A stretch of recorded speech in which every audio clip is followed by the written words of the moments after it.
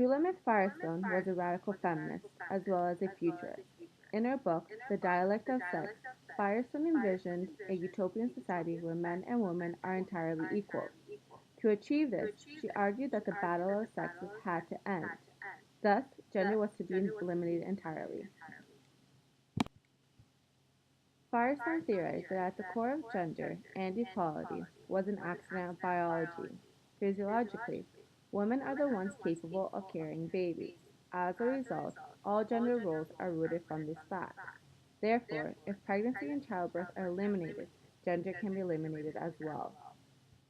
Firestone was a futurist precisely because she anticipated anything could be possible in a brave new world, and that the old patriarchal, biological, political, and social tyrannies could be overturned through the development of cybernetic and assisted reproductive technologies, such as artificial wombs, birth control, and IVF, therefore ultimately ending the historical excuse for female oppression. Throughout the presentation, I will argue that Firestone's vision for a society where the distinction between men and women is indistinct, where artificial reproduction and cybernation break down the misfortunes that are brought by patriarchal social structures and biological families, is possible yet implausible. What makes the concept compelling is the fact that information technology is becoming increasingly developed and widely available.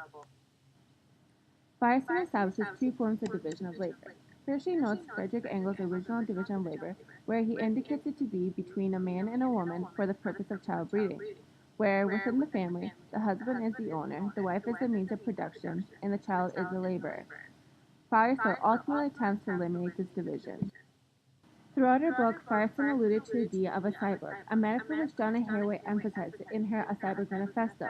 She explains that a cyborg does not depend on human reproduction for its existence. Moreover, she views a cyborg to be a side of gender, therefore eliminating the notions of what is masculine and what is feminine. Essentially, it is a figure that shows promise for feminism. Haraway argues that the female cyborg relieves the female body from its subjugation to nature and merges the body and machine to produce a petrifying and uncanny prospect of female intelligence. Gender is learned, and therefore gender has technology. Within the cyborg, gender no longer develops as a binary, but as a multiple construction dependent upon random formations beyond masculine and feminine. Haraway shows the cyborg to be some form of a monster. She compares the cyborg to Frankenstein, affirming that a cyborg does not anticipate to be saved by its father, unlike Frankenstein, nor does it seek fulfillment by pursuing a heterosexual soulmate or desire community by way of a nuclear family.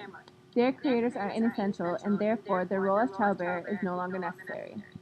Thus, the flawed matches between gender and desire, sex and gender, and the body and technology can be accommodated within the automated cyborg, since it is always partial, part machine and part human. It is always becoming human or becoming woman. This reaffirms the impartiality of cyborgs. Firestone recognizes that the heart of a woman's oppression is in her childbearing and child-rearing role.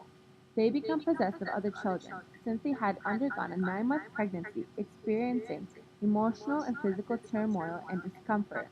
As a side effect, motherly love is unconditional, while fatherly love is conditional. However, the nature of this bond, Firestone affirms, is no more than shared oppression. Sigmund Freud developed the Oedipus complex, which explains the relationship between mother and child and father and child. This complex was common for individuals growing up in a nuclear family in a patriarchal society. This increases the inequalities that are inherent to the biological family, therefore making its termination necessary. Priya Tekla, in his Human Before Sex, Ectogenesis as a Way to Equality, has similar philosophies as Firestone when it comes to achieving utopia. In his utopia, everyone is to be a human being first, and then by choice could they become social biological parents.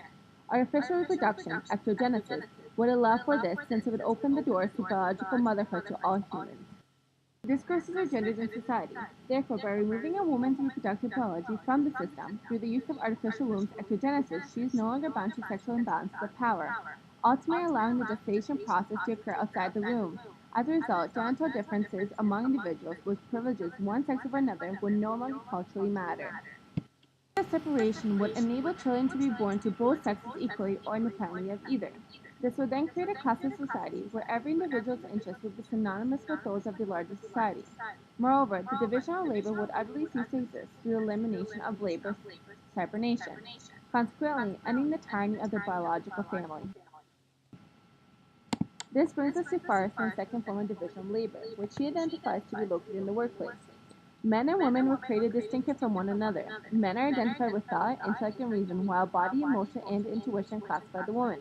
This creates a patriarchal system where the woman is forced into her female role and is rejected as an equal, therefore engendering discrimination in the workplace. To lift this taboo, Firestone suggests cybernation as a means to an end. Cybernetics in itself is a science of control, a notion that does not depend on the domination of an external object.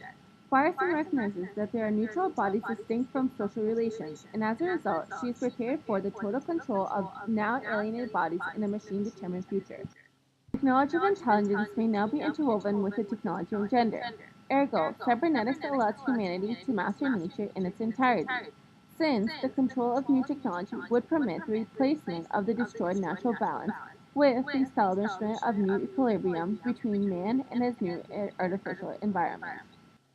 Cybernetics will seize the work function through the use of complex machines, and these machines will equal or even surpass man in his thinking and problem solving. With cybernation, no one will be bringing home the bacon, since job discrimination would no longer have grounds in a state where machines do work better than any human being. Thus, machines act as equalizers, eliminating the class system that is founded on exploitation of labor. The thought behind cybernation as a useful tool for the liberation of women has its merits. However, I would have to maintain that although Firestone made convincing arguments as to how to end the tyranny of women, human nature is still innate. Advances in technology may give women more control over their body, yet the role as caregiver is inherent in their nature.